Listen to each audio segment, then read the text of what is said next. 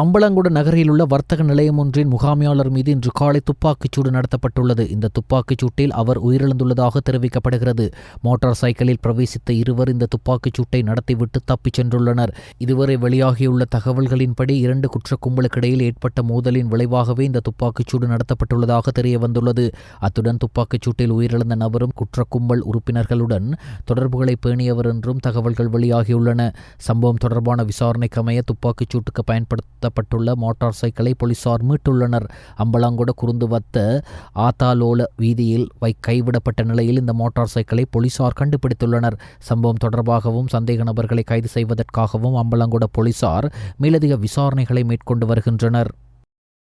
உலக முன்னணி பொருளாதார ஆய்வாளர்கள் குழு டிட்வா சூறாவளியால் ஏற்பட்ட பேரழிவை சமாளிக்க இலங்கை அதன் வெளிநாட்டு கடன் செலுத்துதல்களை நிறுத்தி வைக்க வேண்டும் என்று கோரிக்கை விடுத்துள்ளது. நோபல் பரிசு பெற்ற ஜோசப் ஸ்டிக்லிஸ்ட் உட்பட 120 உலக முன்னணி பொருளாதார நிபுணர்கள் குழு இந்த கோரிக்கையை விடுத்துள்ளதாக வெளிநாட்டு ஊடகங்கள் செய்தி வெளியிட்டுள்ளன. டிட்வா சூறாவளியால் ஏற்பட்ட சுற்றுச்சூழல் சேதத்தின் அளவை கருத்திற்கொண்டு நாட்டின் திரும்பிச் செலுத்துதல்களை நிர்வகிக்கக்கூடிய அளவிற்கு மீட்டெடுக்க புதிய கடன் மறுசீரமைப்பு தேவை என்றும் இந்த குழு கோரிக்கை விடுத்துள்ளது. இந்திய மேம்பாட்டு பொருளாதார நிபுணர் ஜெயதி கோஷ், தாமஸ் பில்கட், முன்னாள் அர்ஜென்டினா பொருளாதார அமைச்சர் மார்டின் குஸ்மான் மற்றும் டொனட் எகனாமிக்ஸ் ஆசிரியரான கேட் ரவ்ரத் உள்ளிட்ட 120 பொருளாதார நிபுணர்கள் இந்த கோரிக்கையில் கையெழுத்திட்டுள்ளதாக தெரிவிக்கப்படுகிறது. இலங்கை எதிர்கொள்ளும் தற்போதைய அவசர தேவைகள் காரணமாக சர்வதேச நாணய நிதியத்திடமிருந்து ஏற்கனவே கூடுதல் கடனை பெற்றுள்ளதாகவும் எதிர்காலத்தில் மேலும் கடன்களை பெற வேண்டியிருக்கும் என்றும் நிபுணர்கள் சுட்டிக்காட்டியுள்ளனர். இதன் விளைவாக இலங்கையின் வெளிநாட்டு கடன் கொடுப்பனவுகளை உடனடியாக நிறுத்தி வைக்கவும், புதிய சூழ்நிலையில் கடன் நிலைத்தன்மையை மீட்டெடுக்க புதிய மறுசீரமைப்பை மேற்கொள்ளவும் என அவர்கள் மேலும் கோரிக்கை விடுத்துள்ளதாக வெளிநாட்டு ஊடகங்கள் செய்தி வெளியிட்டுள்ளன. ஒருவரையொருவர் சந்தேகத்துடனும் அவநம்பிக்கையுடனும் பார்ப்பதற்கு பதிலாக எந்தவொரு சவாலையும் எதிர்கொண்டு உறுதியுடனும் ஒரே நோக்கத்துடனும் நம்மிடம் ஒப்படைக்கப்பட்ட பொறுப்புகளை நிறைவேற்றும் போதே ஒரு நாடாக நாம் முன்னோக்கி செல்ல முடியும் என்று ஜனாதிபதி அனுரகுமார் திசாநாயக்க தெரிவித்தார். ஜனாதிபதியாகவும் அரசாங்கமாகவும் நமக்கு ஒப்படைக்கப்பட்டுள்ள பொறுப்புகளையும், மதங்கள் என்ற வகையில் வழங்கப்பட்டுள்ள பொறுப்புகளையும், மக்கள் மற்றும் பாதுகாப்பு படைகள் என்ற வகையில் நமக்கு ஒப்படைக்கப்பட்டுள்ள பொறுப்புகளையும் முறையாக நிறைவேற்றுவதன் மூலம் வரலாற்றில் நமக்கு இருந்த பெருமை மற்றும் கௌரவ தாய்நாட்டை மீண்டும் விரைவாக கட்டியெழுப்ப முடியும் என்று சுட்டிக்காட்டிய ஜனாதிபதி அதற்காக அனைவரும் ஒன்றிணைந்து பணியாற்றுவோம் என்று அழைப்பு விடுத்தார். நேற்று பிற்பகல் தியத்தலாவ இலங்கை இராணுவ கல்வியியல் கல்லூரி கெடட் அதிகாரிகளின் விடுகை அணிவகுப்பு நிகழ்வில் பிரதம அதிதியாக கலந்து கொண்டு உரையாற்றும் போதே ஜனாதிபதி அனுரகுமார திசாநாயக்க இதனை தெரிவித்தார். மாத்ருபூமி ஜனதாව වෙනුවෙන් ජීවිත පරිත්‍යාග කරන ලද ඔබගේ ජ්‍යෙෂ්ඨ නිලධාරීන් සිටිනවා. இலங்கைக்கான அமெரிக்க தூதுவர் உட்பட பல நாடுகளின் அமெரிக்க தூதுவர்கள் மற்றும் சிரேஷ்ட ராஜதந்திர அதிகாரிகள் என சுமார் 30 பேரை திரும்ப அழைக்க ட்ரம்ப் நிர்வாகம் தீர்மானித்துள்ளது. அமெரிக்க ஜனாதிபதி டொனால்டு ட்ரம்பின் கொள்கைகளுக்கு முழுமையான ஆதரவை வழங்கும் நபர்களுடன் அமெரிக்கா ராஜதந்திர கொள்கைகளை முன்னெடுப்பதற்கான ஒரு நடவடிக்கையாகவே இந்த தீர்மானம் எடுக்கப்பட்டுள்ளதாக தெரிவிக்கப்படுகிறது. இதற்கமைய இலங்கை உள்ளிட்ட 29 நாடுகளின் அமெரிக்க தூதுவர்கள் மற்றும் சிரேஷ்ட ராஜதந்திர அதிகாரிகளின் பதவிக்காலம் ஜனவரி மாதத்துடன் நிறைவடைவதாக அந்நாட்டு அரசாங்கம் கடந்த வாரம் அவர்களுக்கு உத்தியோகபூர்வமாக அறிவித்துள்ளதாகவும் குறிப்பிடப்படுகிறது. இந்த அனைத்து ராஜதந்திர அதிகாரிகளும் முன்னாள் ஜனாதிபதி ஜோ பைடன் நிர்வாகத்தினால் நியமிக்கப்பட்டவர்கள் என்ற போதிலும் இதுவரை அவர்கள் அந்த பதவிகளில் பணியாற்ற சந்தர்ப்பம் வழங்கப்பட்டிருந்ததாக வெளிநாட்டு ஊடகங்கள் செய்தி வெளியிட்டுள்ளன. ஆப்பிரிக்க நாடுகள் 13, ஆசிய நாடுகள் 6, ஐரோப்பிய நாடுகள் 4, மத்திய கிழக்கு நாடுகள் 2 மற்றும் தெற்கு மற்றும் மத்திய ஆசிய நாடுகள் 2 ஆகியவற்றின் அமெரிக்க தூதுவர்கள் மற்றும் ராஜதந்திர அதிகாரிகளை இவ்வாறு ட்ரம்ப் நிர்வாகத்தினால் திரும்ப அழைக்கப்பட்டுள்ளனர். இது தொடர்பில் கருத்து தெரிவித்துள்ள அமெரிக்க ராஜாங்க திணைக்களம் இவ்வாறான மாற்றங்கள் எந்த ஒரு நிர்வாகத்திலும் இடம்பெறும் நிலையான செயல்முறை என தெரிவித்துள்ளது. தூதுவர் என்பவர் ஒரு நாட்டிற்கு நியமிக்கப்படும் ஜனாதிபதியின் தனிப்பட்ட பிரதிநிதி என்றும் தமது கொள்கைகளை முன்னெடுத்துச் செல்லும் நபர்களை அந்த நாடுகளுக்கு நியமிப்பது ஜனாதிபதியின் உரிமை என்றும் அமெரிக்க ராஜாங்க திணைக்களம் சுட்டிக்காட்டியுள்ளது. தற்போதைய பண்டிகை காலத்தில் பொதுமக்களின் பாதுகாப்பை உறுதி செய்வதற்காக இராணுவ தலைமையகத்தில் விசேட செயற்பாட்டு அறையை செயல்படுத்த பாதுகாப்பு செயலாளர் உத்தரவிட்டுள்ளார். தற்போதைய பண்டிகை காலம் முடியும் வரை செயற்பாட்டு அறை செயல்படும். அத்துடன் முப்படைகள் மற்றும் போலீசாரின் நெருக்கமான ஒத்துழைப்பை எளிதாக்குவதற்கான ஒருங்கிணைப்பு மையமாகவும் இது செயற்படும் என பாதுகாப்பு அமைச்சு தெரிவித்துள்ளது. இது மேம்படுத்தப்பட்ட ஒருங்கிணைப்பு பொறிமுறையானது ஏற்படக்கூடிய எந்தவொரு பாதுகாப்பு அல்லது அவசர கால சூழ்நிலைகளுக்கும் விரைவான மற்றும் பயனுள்ள பதிலை உறுதி செய்வதை நோக்கமாக கொண்டுள்ளது. உரிய நேரத்தில் உடனுக்குடன் தகவல் பகிர்வை வலுப்படுத்தவும் சரியான நேரத்தில் முடிவெடுப்பதை செயற்படுத்தவும் அனைத்து பாதுகாப்பு தரப்பினரிடையே செயற்பாட்டு தயார் நிலையை மேம்படுத்தவும் இது வடிவமைக்கப்பட்டுள்ளது. இந்த பொறிமுறையின் மூலம் பண்டிகை காலம் மக்களின் பாதுகாப்பு, பொது மற்றும் தனியார் சொத்துக்களை பாதுகாக்கவும் அதிகாரிகள் தயார் நிலையில் இருப்பார்கள். பொதுமக்களுக்கு பாதுகாப்பான சூழலை பராமரிப்பதற்கான அதன் உறுதிப்பாட்டை பாதுகாப்பு அமைச்சு மீண்டும் வலியுறுத்துகிறது. குடிமக்கள் பண்டிகை காலத்தை அமைதியாகவும் தொந்தரவுகள் இல்லாமலும் கொண்டாடவும் இந்த நடவடிக்கை உதவும் என அந்த அமைச்சு மேலும் குறிப்பிட்டுள்ளது. 2025 ஜனவரி முதல் நவம்பர் வரையான காலப்பகுதியில் இலங்கையின் ஏற்றுமதி துறை 5.8 வருடாந்த வளர்ச்சியை பதிவு செய்துள்ளது. இலங்கை சுங்க திணைக்களத்தின் தரவுகள் மற்றும் இலங்கை ஏற்றுமதி அபிவிருத்தி சபையினால் மதிப்பிடப்பட்ட மாணிக்க மற்றும் ஆபரணங்கள் மற்றும் பெட்ரோலிய உற்பத்திகளுக்கான ஏற்றுமதி வருமானத்துடன் இணைந்து மொத்த ஏற்றுமதி வருமானம் 15,776.36 மில்லியன் டாலர்கள் என ஏற்றுமதி அபிவிருத்தி சபையின் தலைவரும் பிரதம நிறைவேற்று அதிகாரியுமான மங்கள விஜயசிங்க தெரிவித்தார். 2025 நவம்பர் மாதத்தில் பொருட்கள் மற்றும் சேவைகள் துறையின் மொத்த ஏற்றுமதி வருமானம் 1364.52 மில்லியன் அமெரிக்க டாலர்களாகும். இது 2024 நவம்பர் மாதத்துடன் ஒப்பிடுகையில் 5.56% வருடாந்த வளர்ச்சியாகும். இது குறித்து கருத்து தெரிவித்த ஏற்றுமதி அபிவிருத்தி சபையின் தலைவரும் பிரதம நிறைவேற்று அதிகாரியுமான மங்கள விஜயசிங்க 2025 ஜனவரி முதல் நவம்பர் வரையான காலப்பகுதியில் இலங்கையின் ஏற்றுமதி வருமானம் 15,776.36 மில்லியன் அமெரிக்க டாலர்களாக அமைந்திருந்தது என்றும் இது வருடாந்த ஒரு வலுவான வளர்ச்சியை பிரதிபலிக்கின்றது என்றும் குறிப்பிட்டார். நாட்டின் பல்வேறு துறைகளைச் சேர்ந்த முன்னணி தொழிலதிபர்கள் மற்றும் நிபுணர்களின் பங்கேற்புடன் நடைபெற்ற கோல்டன் பிசினஸ் எக்ஸலன்ஸ் அவார்டு நிகழ்வில் சியத்த எஃப்எம் மற்றும் சியத்த டிவி ஆகியவற்றுக்கு பல விருதுகள் கிடைத்தது. சிறந்த காலை நேர பத்திரிகை நிகழ்ச்சியாக சியத்த பத்திரை தெரிவாகியது. சிறந்த சமய நிகழ்ச்சிக்கான விருது சியத்த டிவியின் போய நிகழ்ச்சிக்கு கிடைக்கப்பெற்றது. அதேபோன்று சிறந்த வரலாற்று பூர்வமான நிகழ்ச்சிக்கான விருது ராவணா நிகழ்ச்சிக்காக கிடைத்தது. அதேபோன்று சிறந்த நிகழ்ச்சி தொகுப்பாளருக்கான விருது சியத்த டிவியின் ரங்கநடி சில்வா பெற்றுக்கொண்டார். அதேபோன்று சிறந்த பிரசித்தி பெற்ற பெண் செய்தி வாசிப்பாளருக்கான விருதை சியத்த டிவியின் வத்சலா டில்ஷானி எட்டிமுள்ள பெற்றுக்கொண்டார். அதேபோன்று சிறந்த வாராந்த காலை நிகழ்ச்சிக்காக சியத்த வீக்கெண்ட் மார்னிங் என்ற நிகழ்ச்சி விருதை பெற்றது. அதேபோன்று சிறந்த பொழுதுபோக்கு நிகழ்ச்சிக்காக தருப்பிரி ரே நிகழ்ச்சி விருதை பெற்றது. சிறந்த காலை நேர நிகழ்ச்சிக்காக சியத்த டிவி மார்னிங் புரோகிராம் என்ற நிகழ்ச்சி வெற்றி பெற்றது. அதேபோன்று சிறந்த செய்தியில் சிறப்பு பகுதிக்கான விருதை டெலிவெக்கிய பெற்றுக்கொண்டது. சிறந்த செய்திக்கான விருதை சியத்த டிவி நியூஸ் பெற்றுக்கொண்டது. சிறந்த வெளிநாட்டு தொடர்புடைய நிகழ்ச்சிக்கான விருதை சியத்த மிஸ் வேர்ல்டு பெற்றுக்கொண்டது. அதேபோன்று சிறந்த புதுவருட நிகழ்ச்சிக்கான விருதை தருப்பிரி புதுவருட நிகழ்ச்சி பெற்றுக்கொண்டது. சிறந்த சிறுவர் நிகழ்ச்சிக்கான விருதை பொட்டோ வெட்டோ நிகழ்ச்சியும் அதேபோன்று சிறந்த அரசியல் நிகழ்ச்சிக்கான விருதை டேர்னிங் பாயிண்ட் நிகழ்ச்சியும் பெற்றுக்கொண்டது. அதேபோன்று சிறந்த காலை நேர வானொலி நிகழ்ச்சிக்கான விருதை அரவிந்த மற்றும் ஆச்சரியா ஆகியோரின் காலை நேர சியத்த எஃப்எம் நிகழ்ச்சி பெற்றுக்கொண்டது. சிறந்த வானொலி அறிவிப்பாளருக்கான விருதை அரவிந்த லோகுகே பெற்றுக்கொண்டார். சிறந்த வானொலி பெண் அறிவிப்பாளருக்கான விருதை ஆச்சரியா பெற்றுக்கொண்டார். சிறந்த வானொலி பகல் நேர நிகழ்ச்சிக்கான விருதை the lunch time request show பெற்றுக்கொண்டது. அந்த விருதுக்காக ஹாட் அண்ட் ஸ்பைசி வித் சுதுகொச்சிக்கு அந்த விருது வழங்கப்பட்டது. சிறந்த மாலை நேர நிகழ்ச்சிக்காக லடான் நிகழ்ச்சி விருதை பெற்றுக்கொண்டது. அதேபோன்று வானொலிகளில் சிறந்த ஆங்கில வானொலிக்கான விருதை கிஸ் எஃப்எம் வானொலியும் சிறந்த வானொலி வயது வந்தவர்களுக்கான ஆங்கில நிகழ்ச்சிக்கான விருதை லைட் எஃப்எம்மும் பெற்றுக்கொண்டது. விருதுகளை பெற்ற வாய்ஸ் ஆஃப் ஏசியா ஊடக வலையமைப்பின் அனைத்து ஊடக நிறுவனங்களுக்கும் ஸ்டார் தமிழ் தொலைக்காட்சியின் வாழ்த்துக்கள்.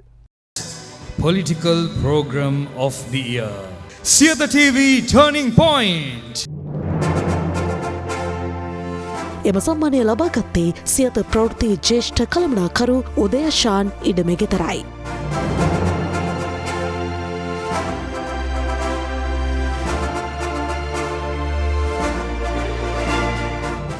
වසරේ ජනප්‍රියම ප්‍රවෘත්ති නිවේදිකාවට හිමි සම්මානය සියත ප්‍රවෘත්තියංශයේ ප්‍රධාන ප්‍රවෘත්ති සංස්කාරක Vatsala හෙට්ටිමුල්ල දිනාගත්තා. The popular news presenter female of the year goes to Siyata TV Vatsala Dilshani Hettimulla.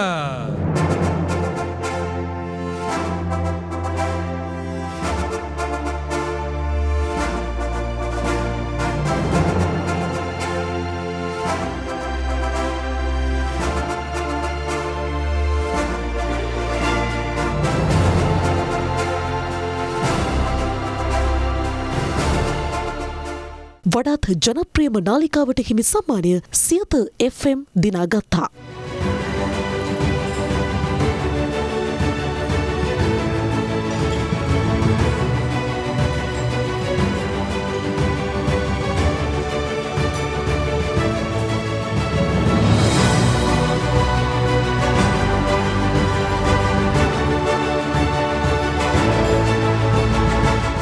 විශිෂ්ටතම උදෑසන වැඩසටහනට හිමි සම්මානය දිනාගත්තේ අරවින්දෑන් ආශාර්යා වැඩසටහනයි.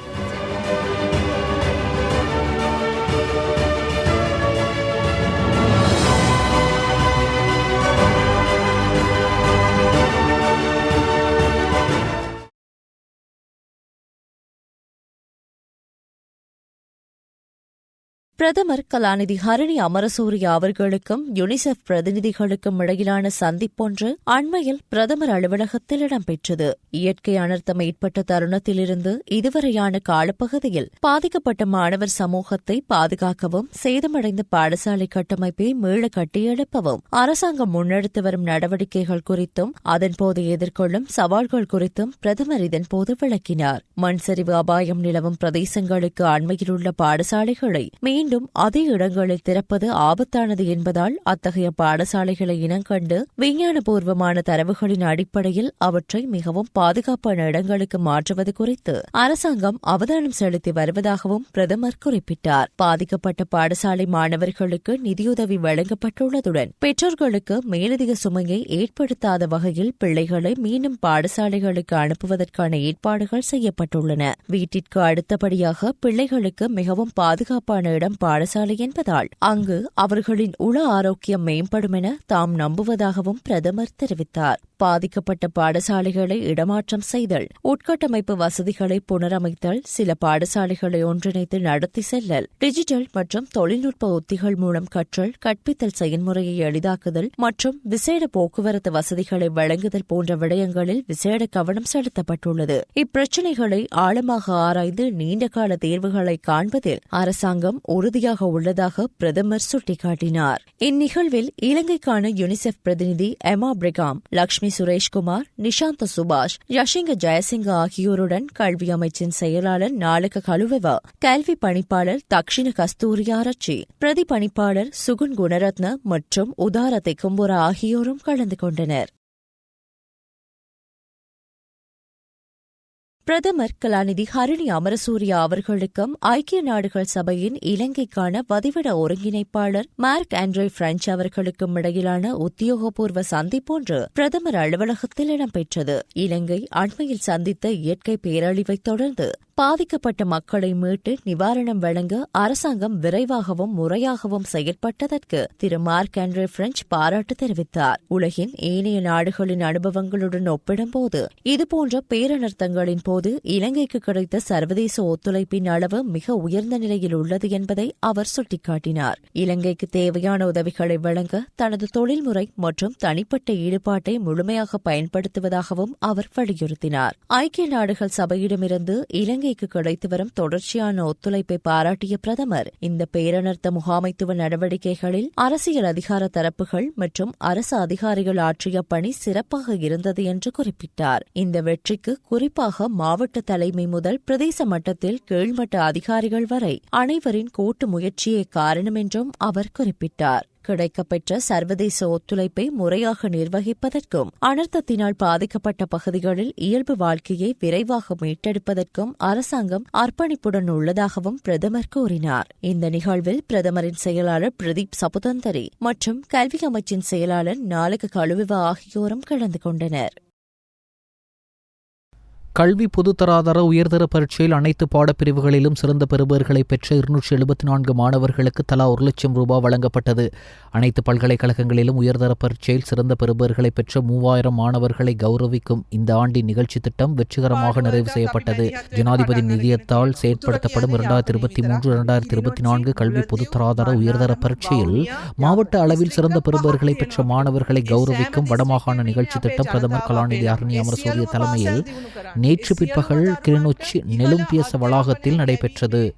இந்த நிகழ்ச்சியில் வவுனியா, மன்னார், முல்லைத்தீவு, கிளிநொச்சி மற்றும் யாழ் மாவட்டங்களைச் சேர்ந்த கல்வி பொதுத்தராதர உயர்தர பரீட்சையில் சித்தி பெற்ற 274 மாணவர்கள் கௌரவிக்கப்பட்டு தலா 1 லட்சம் ரூபாய் ஊக்குவிப்பு கொடுப்பனவு மற்றும் சான்றிதழ்களும் வழங்கப்பட்டதுடன் இதற்காக ஜனாதிபதி நிதியம் 27.4 மில்லியன் ரூபாய் செலவிட்டுள்ளது.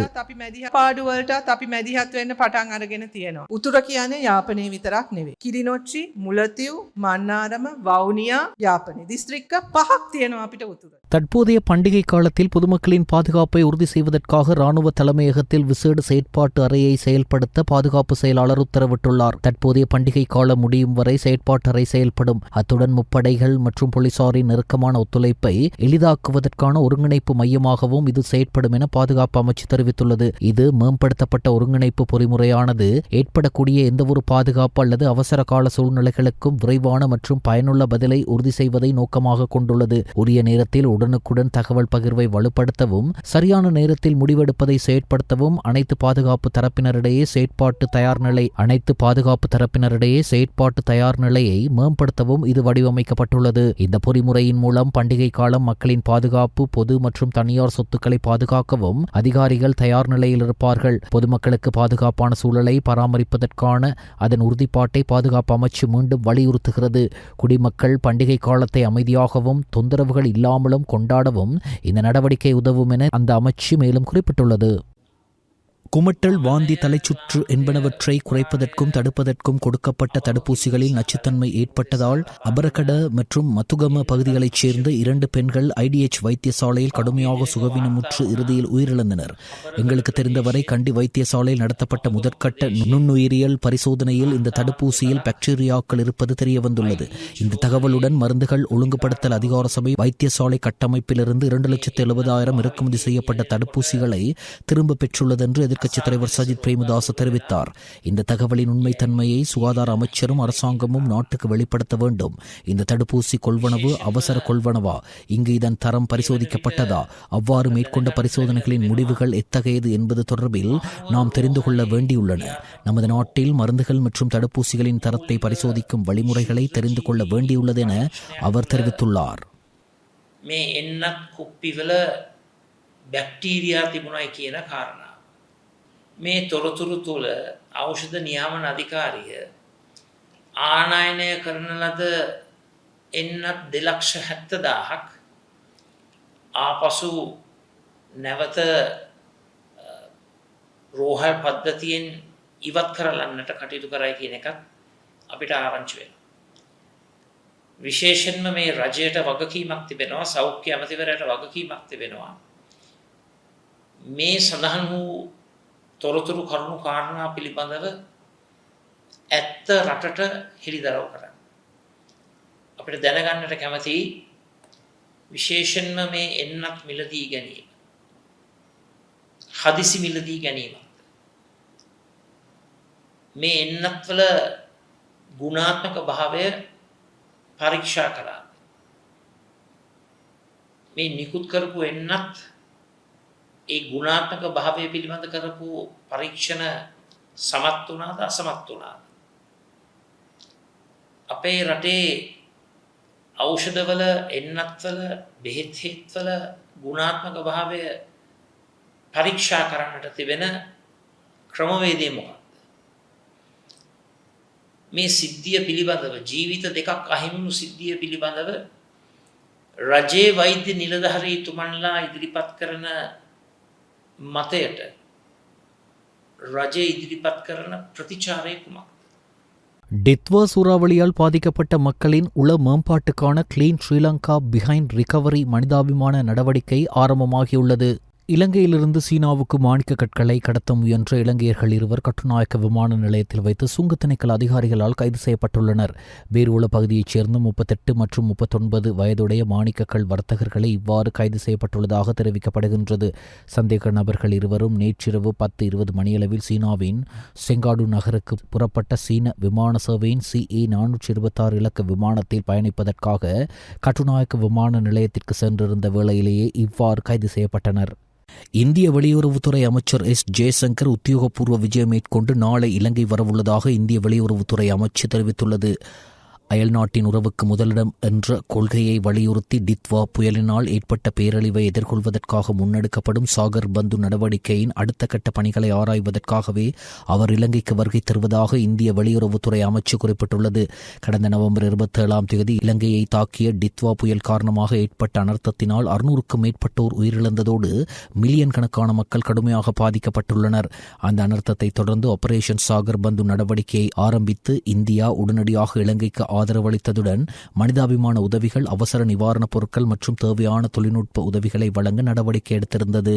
ஊவா மாகாணத்திலும் அம்பாறை, மட்டக்களப்பு, மாத்தளை, நுவரெலியா மற்றும் அம்பாந்தோட்டை மாவட்டங்களிலும் சிறிதளவு மழை பெய்யக்கூடும் என வளிமண்டலவியல் திணைக்களம் எதிர்வு கூறியுள்ளது. நாட்டின் ஏனைய பகுதிகளில் பிரதானமாக சீரான வானிலை நிலவக்கூடும் என அந்த திணைக்களம் வெளியிட்டுள்ள வானிலை முன்னறிவிப்பில் தெரிவிக்கப்பட்டுள்ளது. மத்திய மலைநாட்டின் கிழக்கு சரிவு பகுதிகளிலும் வடமேல் மாகாணத்திலும் அம்பாறை, அம்பாந்தோட்டை மற்றும் மொனராகலை மாவட்டங்களிலும் அவ்வப்போது மணித்தியாலத்திற்கு 40 கிலோமீட்டர் வேகத்தில் ஓரளவு பலத்த காற்று வீசக்கூடும். மேல் சப்ரகமுவ மற்றும் மத்திய மாகாணங்களிலும் காலி மற்றும் மாத்தறை மாவட்டங்களிலும் சில இடங்களில் காலை வேளையில் பனிமூட்டமான நிலை காணப்படலாம் என வளிமண்டலவியல் திணைக்களம் குறிப்பிட்டுள்ளது. தென்னாப்பிரிக்காவின் ஜோகன்னஸ்பர்க் அருகே உள்ள மதுபான விடுதியில் இடம்பெற்ற துப்பாக்கி சூட்டில் 9 பேர் கொல்லப்பட்டுள்ளதோடு 10 பேர் காயமடைந்துள்ளதாக அதிகாரிகள் தெரிவித்துள்ளனர். பர்கஸ்டாலில் 2 கார்களில் வந்த அடையாளம் தெரியாத 12 துப்பாக்கிதாரிகள் இந்த தாக்குதலை முன்னெடுத்துள்ளனர். சம்பவ இடத்திற்கு போலீசார் வருகை தருவதற்கு முன் தாக்குதல்தாரிகள் தப்பி சென்றதாக கூறப்படுகிறது. தப்பி செல்லும் போது தாக்குதல்தாரிகள் சரமாரியாக துப்பாக்கி சூடு நடத்தியுள்ளனர். தாக்குதல்தாரிகளை கைது செய்ய போலீசார் நடவடிக்கை எடுத்துள்ளதாக தெரிவிக்கப்படுகிறது. பங்களாதேஷின் முன்னாள் பிரதமர் ஷேக் ஹசீனாவுக்கு எதிராக மாணவர்கள் முன்னெடுத்த போராட்டத்தின் முன்னணி தலைவர்களில் ஒருவரான ஷெரீப் ஒஸ்மான் ஹாடியின் இறுதிச் சடங்கு டாக்காவில் நடைபெற்றது. இந்த இறுதிச் சடங்கில் பல்லாயிரக்கணக்கான மக்கள் பங்கேற்றனர். இதில் பங்களாதேஷ் இடைக்கால அரசாங்கத்தின் தலைவர் முகமது யூனுஸ், ராணுவ தளபதி மற்றும் பல்வேறு அரசியல் கட்சிகளின் பிரதிநிதிகள் பலரும் கலந்து கொண்டு தமது அஞ்சலியை செலுத்தினர். 32 வயதான ஷெரீப் ஒஸ்மான் ஹாடி எதிர்வரும் பிப்ரவரி மாதம் நடைபெறவுள்ள தேர்தலில் வேட்பாளராக போட்டியிடுவதற்கான பிரசார நடவடிக்கைகளை ஆரம்பித்திருந்தார். கடந்த வாரம் முகமூடி அணிந்த ஆயுததாரிகளினால் அவர் மீது துப்பாக்கி சூடு நடத்தப்பட்டது. இதில் தலையில் பலத்த காயமடைந்த அவர் சிங்கப்பூரில் உள்ள மருத்துவமனையொன்றில் தீவிர சிகிச்சை பிரிவில் 6 நாட்கள் சிகிச்சை பெற்று வந்த நிலையில் கடந்த வியாழக்கிழமை உயிரிழந்தார். அமெரிக்க ஜனாதிபதி டொனால்டு டிரம்பின் உத்தரவின்படி வெனிசுலாவில் மற்றொரு எண்ணெய் கப்பலை அமெரிக்க கடலோர காவல்படையினர் சிறைப்படுத்தியுள்ளதாக தெரிவிக்கப்பட்டுள்ளது. வெனிசுலா உள்ளிட்ட தென் அமெரிக்க நாடுகளிலிருந்து